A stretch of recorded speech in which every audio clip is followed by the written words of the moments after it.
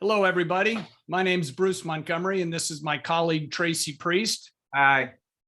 And we're with The Road to Retail. This is where Tracy and I hope to offer small, emerging challenger brands tips, insights, and ideas for how you can begin to build your business. Whether you're emerging from the pole barn in your backyard to going to farmers markets to possibly being in a couple of local stores, what does it really take and the steps you need to make to take your brand from very, very local and try to expand it from there? Tracy? Yeah, Bruce and I have been in consumer packaged goods, commercial operations for 30 years. And what we mean by commercial operations is sales, marketing, trade marketing, acquisitions, divestitures, product innovation and development, anything that has to do with getting a product to the retail shelf. We've had experience in it. So that's a little bit of our background, but we are so excited today to have our first Road to Retail guest. And I want to introduce Jamie. Say hey, Jamie. Hey, Jamie. There you go. So Bruce is going to do a little intro, and then we're going to get into some great questions today that I think are going to be a great help to our small and emerging brand audience. Great, thank you. And Jamie, thanks so much for agreeing to be on. You are our first guest, and in the famous words of Ricky Bobby, there can only be one number one, because two number ones is 11, and that's not where we're going. So Jamie is the founder and president of Insight Management Group.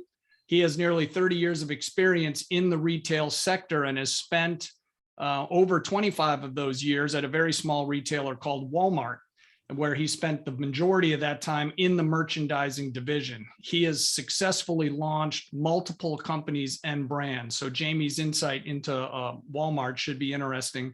He's got a strong track record of building long-term strategies, brand and product development, team building, and he really partners in his relationships. Integrity is at the core of his beliefs, and I can speak first person. I had the privilege of working with Jamie at a previous employer, and every single thing that I've said is true. Even the tough conversations, Jamie kept them professional and was more interested in guiding us than quote unquote punishing us. That gets no one anywhere. Jamie earned his bachelor's degree in business management and a master's in corporate innovation and entrepreneurship from Penn State University. As a Notre Dame guy, it's a little hard for me to welcome as our first guest someone from Penn State, but Tracy asked me to do so, so we will. So Jamie, welcome. Anything else you'd like to add to your background?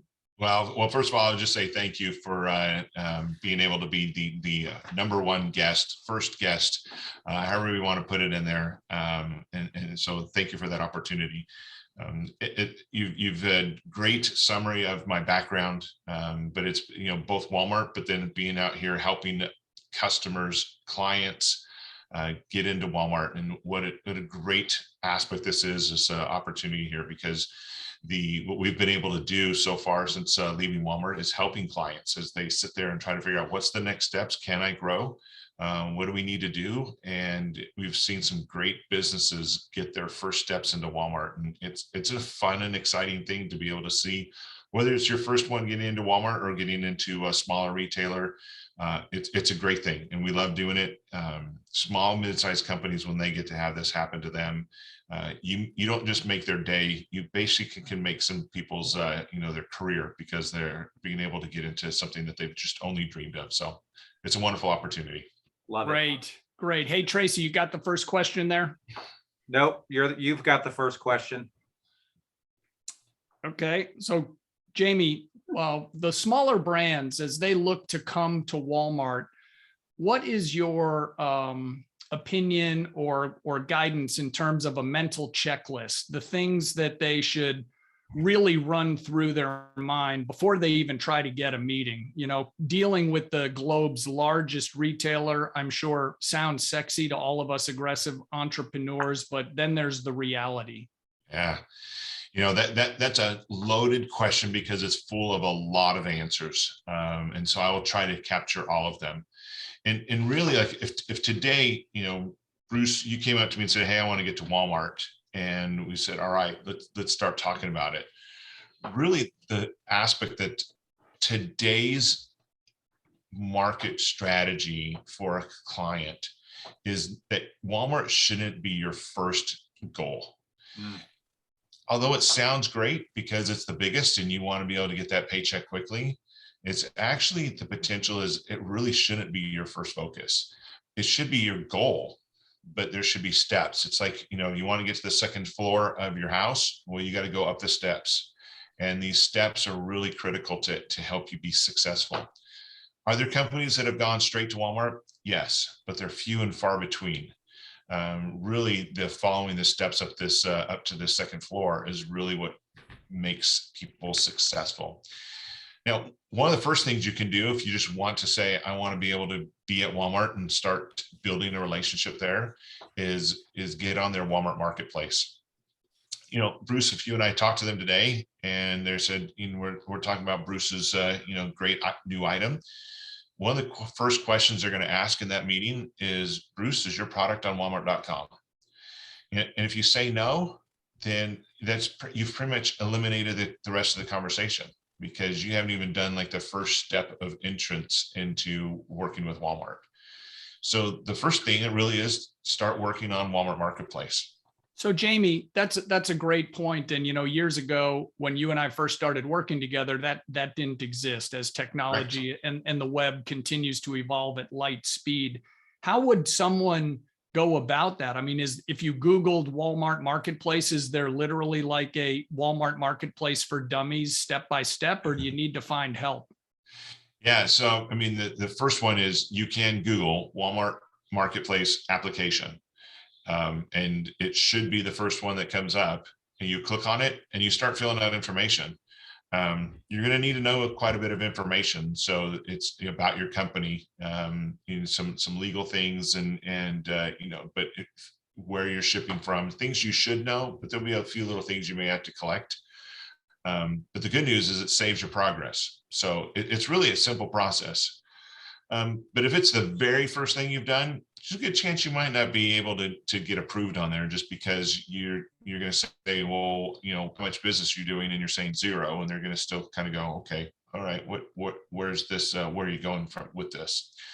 So, but that's still a place to go. But in reality, where you should be starting is you should be starting in small to mid-sized companies first. So if I'm based out of Florida and I'm manufacturing out of Florida, well, the first place I should be trying to is the Southeast grocers. I should be trying Publix. I should really be trying in this regional grocery channel. If I'm really a drugstore type of thing, go ahead and reach out to CVS and Walgreens. Though they're bigger, they're really good at testing people. They'll put you in a couple hundred stores in your area. But you really are starting to do is building you're trying to build some trust in the network. And the reason is because when you start shipping to Walmart, that first order, it could bankrupt you if you don't know what you're doing, because that order could be so large that you then all of a sudden have to go, wait a minute, how am I going to afford this? I have a contract manufacturer I have to pay, and they want 50% up front and then 50% in delivery. Well, Walmart hasn't paid you yet, and Walmart's not going to pay you for at least 30 days. After you deliver. So there's just these steps into getting into them so that it can help you. Sorry, Bruce. Go. Yeah, sorry, Jamie, but you just touched a couple of really interesting things, if you wouldn't mind going a tiny bit deeper. So the pros and cons of going to Walmart early. You touched on, Tracy and I've worked with a couple of clients that not only did they get into a Walmart or a Target, they got into, in my opinion, and history showed it true, too many stores right away. And that opening order sucked all the money out of their bank account, and they had to cut an opening order. So if you could talk just a tiny bit about, Walmart's expectations, why a test to these, aggressive entrepreneurs is actually in your best interest, regardless of the retailer. And then specific to Walmart, maybe talk a little bit about, pricing, because we all know Walmart, world famous for keeping prices low for consumers. So that also affects where you go post Walmart if you go there early, right? Yeah. Yes. Yeah. So a test, and so Walmart looks at really 2 different tests, and then even if you're moving into regional grocers, so you don't see as many tests at Walmart because their testing vehicle now is Walmart Marketplace, Walmart.com. In the old days, Bruce, if you came and showed me an item and I'd be like, well, yeah, let's go try it in a couple DCs and 150 stores, see how it does, right? And you and I would be able to get some results on that. Well, now I don't even have to take the risk that is. I say, Bruce, put it on Walmart.com and we'll track the velocity there versus similar items on Walmart.com and just to see how you're doing. And that takes all the risk from me, the retailer, out, because I don't have to worry about putting it in a store and then have to do markdowns on it. There's so many other things that, just add complexities. I just made my life easier, right? And that's my job. For you, if Walmart did call you up and say, hey, we want you in 3,500 stores, but financially you just cannot afford 3,500 stores, like you said, it's going to hurt. And if you cut your very first order, I mean, come on, that's this is your first impression is you can't deliver on your first order. So it is okay to be able to say, if Walmart does call on you, because there are times they may see a trade show and they want you faster than you were kind of expecting. It's okay to tell them, I think I can only hit about 1,000 stores right now in the Southeast until it'll be probably another year before I feel like I can grow to another 2,000 or move beyond that. And that's just a financial, your job is to keep that financial investment, keep moving. And you can really hurt yourself if you move too fast, too quickly without the right things. Now, if you got the right investors that are willing to back it, that's a different story. But a lot of times these people don't have money just sitting in their bank account waiting for these things. Hey, Jamie, one last point on this before I kick it to Tracy.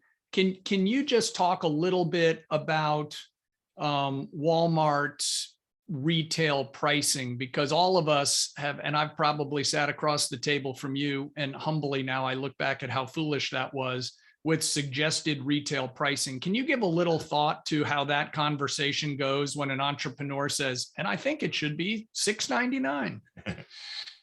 So a lot of times what happens is people try to guess what the retail should be for Walmart. And then they'll actually back into the next guess is what Walmart will accept in costs. So a lot of times people ask me, what is the margin that Walmart wants? That way they can kind of go, okay, I think I should sell it at $6.99. Walmart wants this X margin. This is the cost I'm going to give them, right?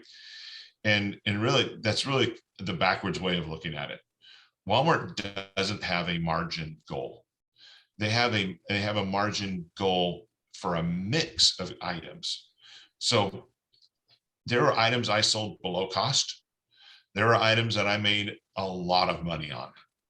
And it just depended on what the market could bear.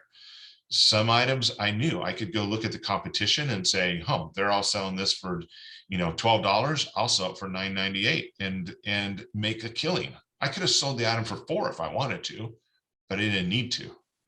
So I would say, okay, at $9.98, I'm below anybody else in the industry and I'm making a lot of money. Other times at $9.98, I might be below cost, but I have to be there at $9.98 because all the competition's at $9.99, right? And it's like, okay, this is just a lost leader, right? And so my goal as a buyer is to take all the items I have, and as they sell, and they all sell at different speeds, that ultimately I have a margin mix. That's where my goal has to be able to hit that margin mix. If you can manage that, you can sell product at any different level of margin that you want. My goal is to move that product as fast as possible. So at Walmart, you do have an issue, right? Because you're going to set the precedence of what the retail is going to be. If you start there first, because if they start selling at $9.99, everybody else is going to be looking at, okay, well, I want to be somewhat competitive with Walmart. I know I can't really beat them necessarily, but that will set your cost implications up with everybody else. So it's very important to think through that. And when people ask what cost should I give Walmart? Well, Walmart does a lot of volume. You're looking at a 30 to 40% margin mix or 30 to 40% market share, depending on the category. And so you don't always have to make as much money with Walmart because since they're a big share, so they'll sell a lot. So then I just tell people, what do you need to make in profitability versus what do you want to make in profitability? Something to very careful to plan in the Walmart costing. Great insight. Okay, Tracy?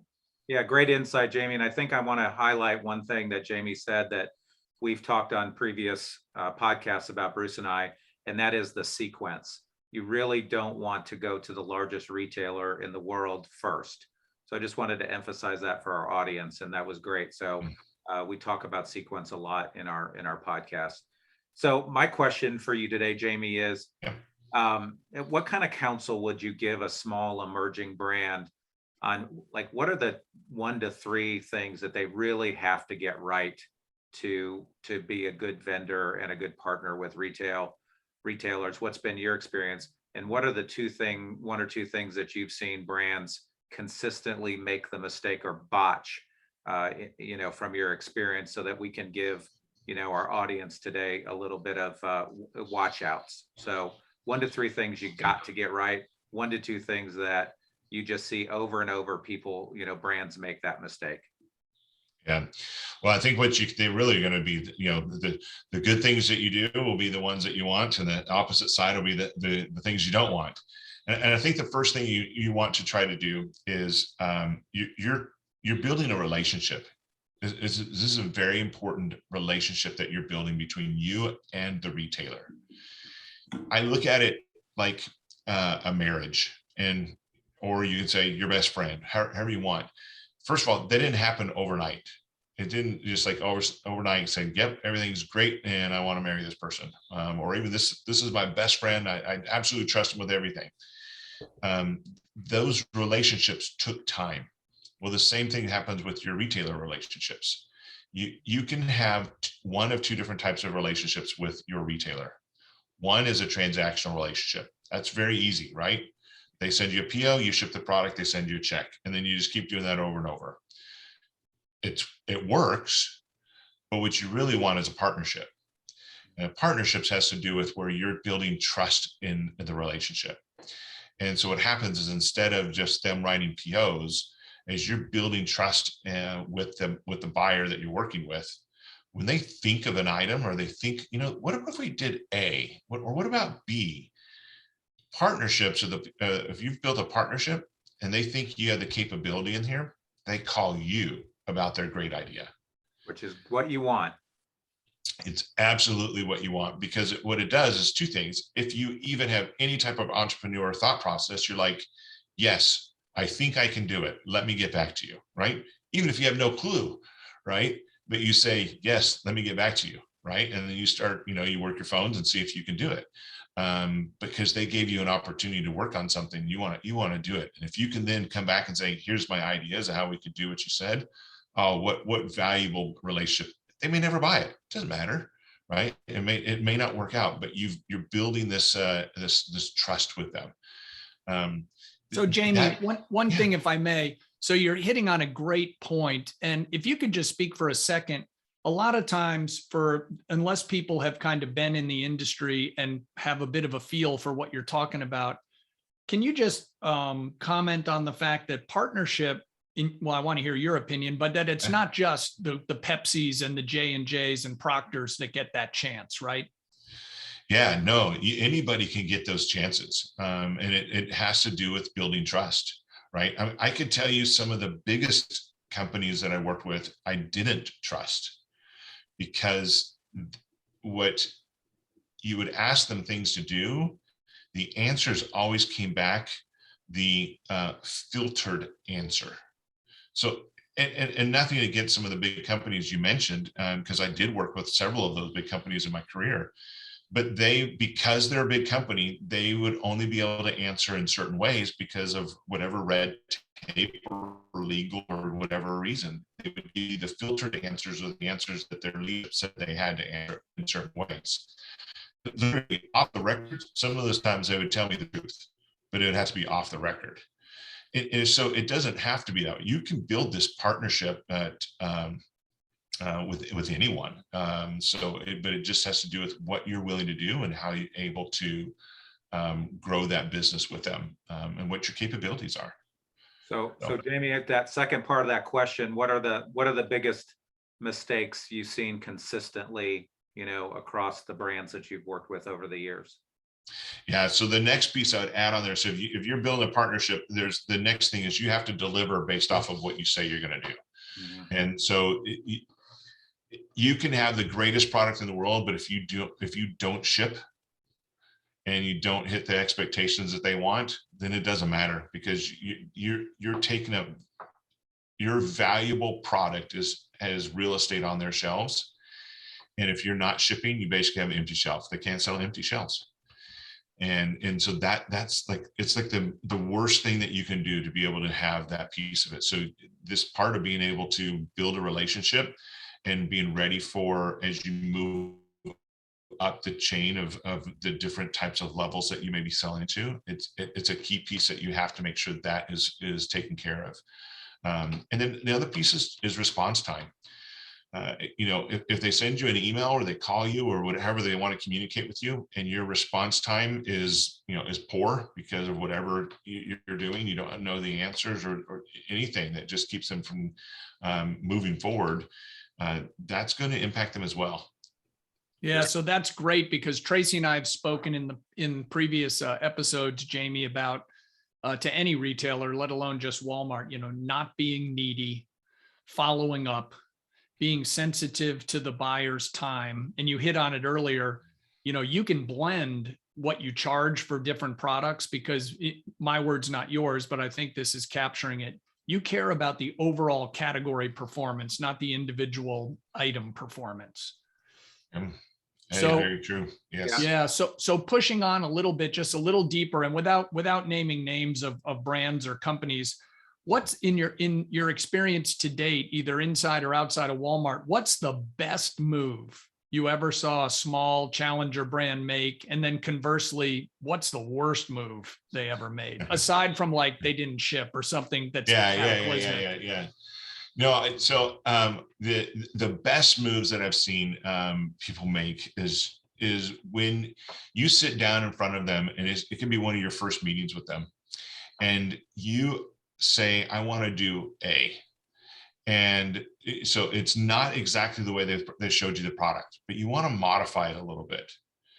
And you've seen people just absolutely change it. And I'll give you an example. This is a while ago, but I used to buy jewelry, and I'm overseas in Thailand visiting with people.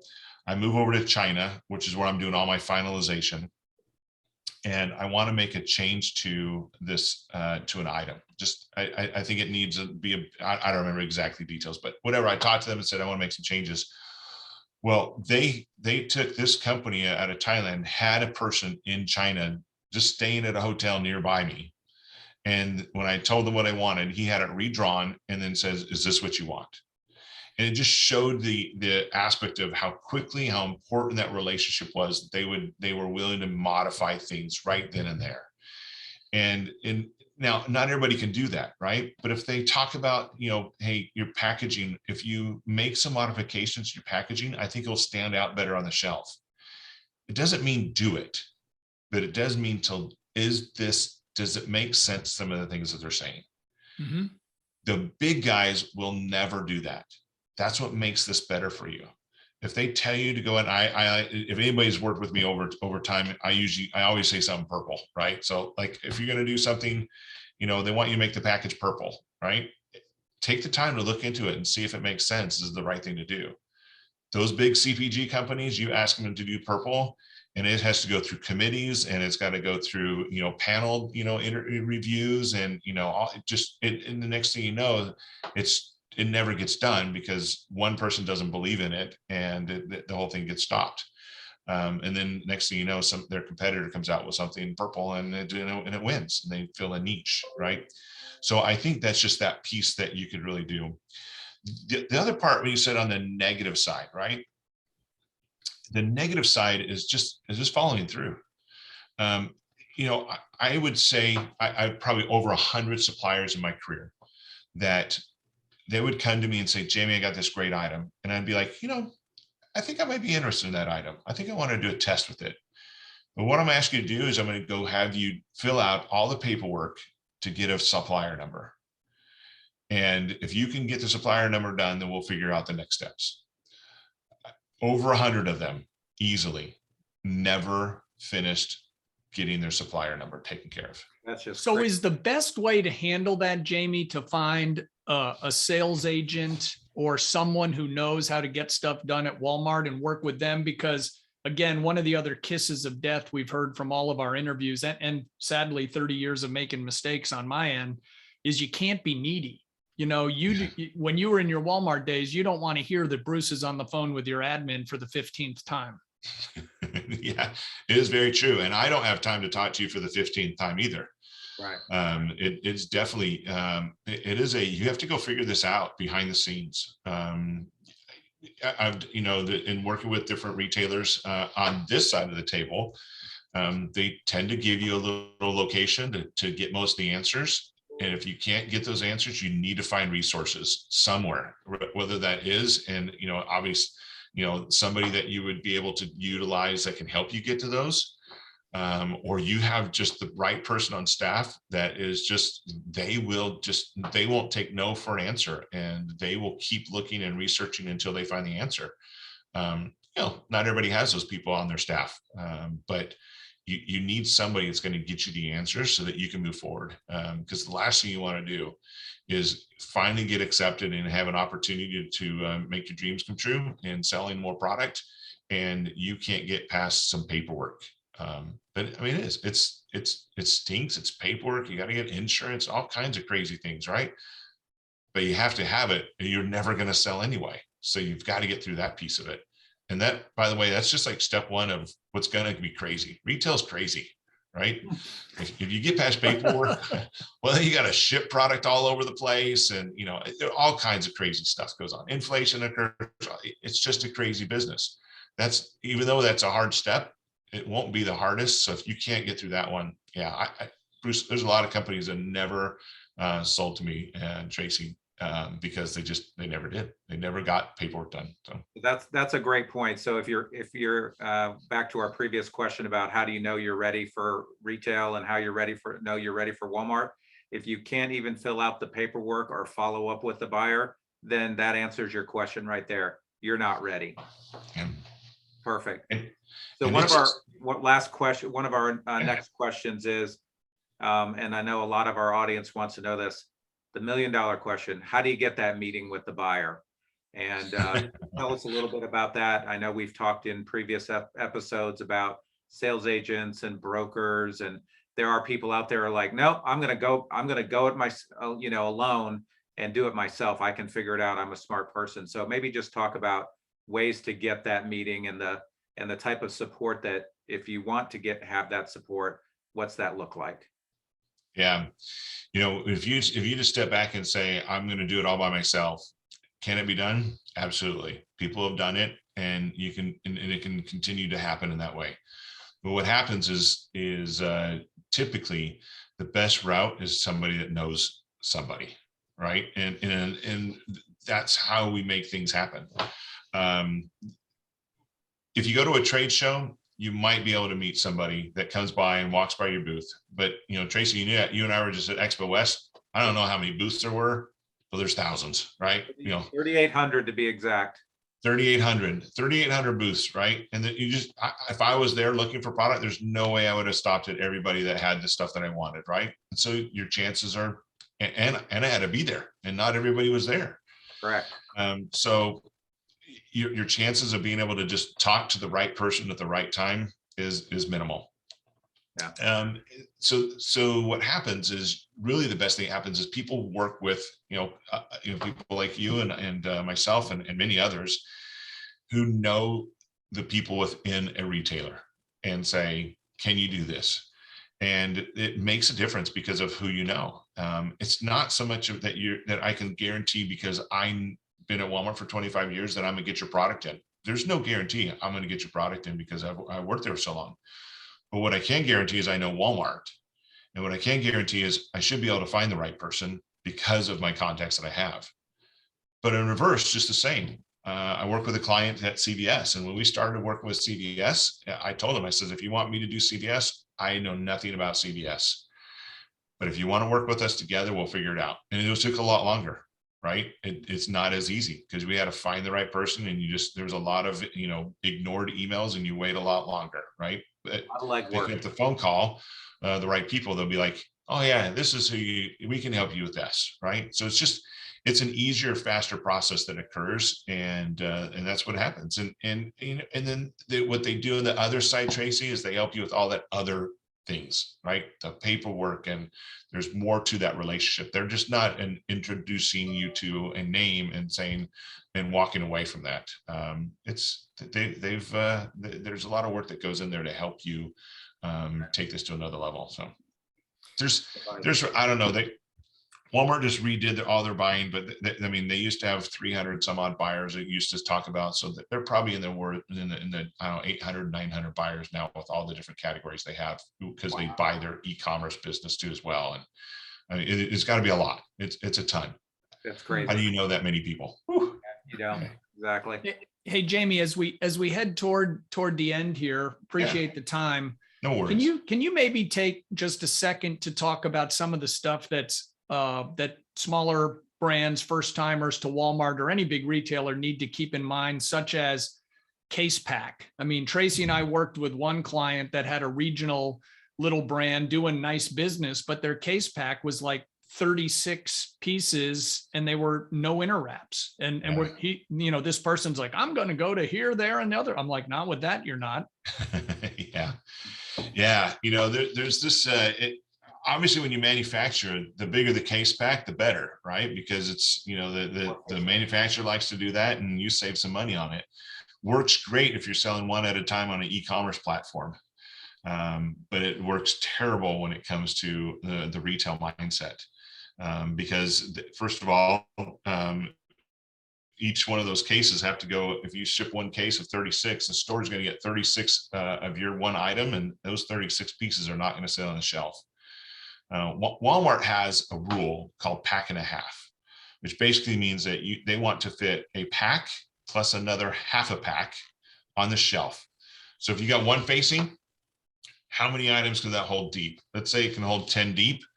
Well, then you just have to divide that by 3, and that's what it's really divide by 3 times and then times 2 to figure out what you need to be able to figure it out. And you start thinking there and saying, okay, my case pack needs to be 10. Well, okay, nobody does things in 10s, right? That doesn't make sense.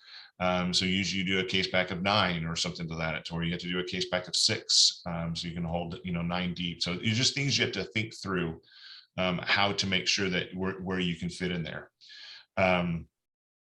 So that piece of it is very important of understanding that.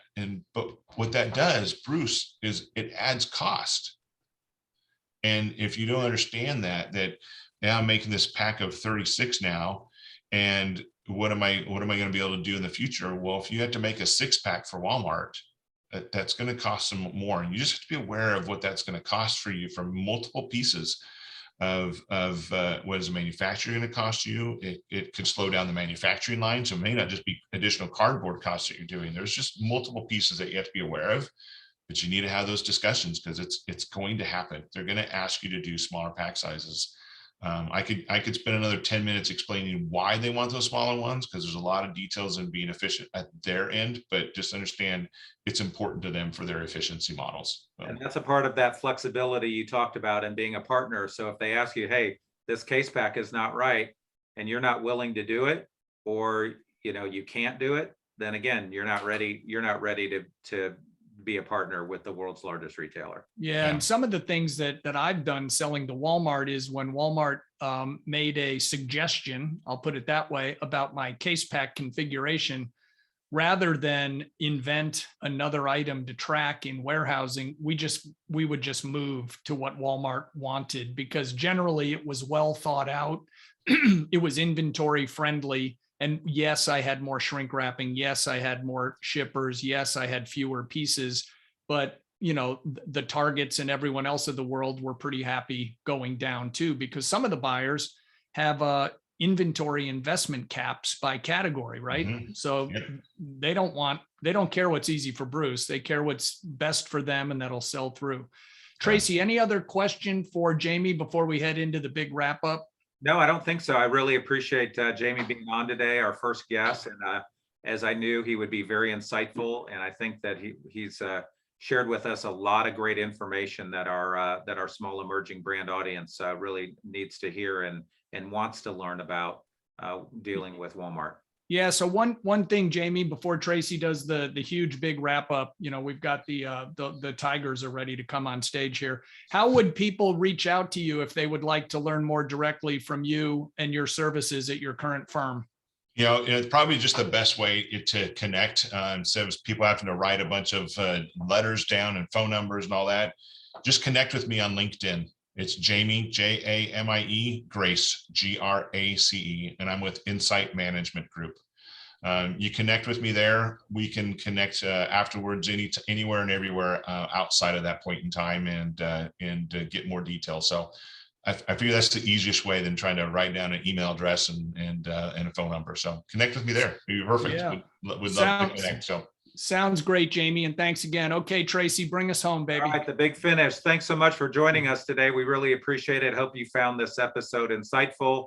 Look for us on our LinkedIn page, Road to Retail. That's where we post every 2 weeks our episodes. So be looking for this great one.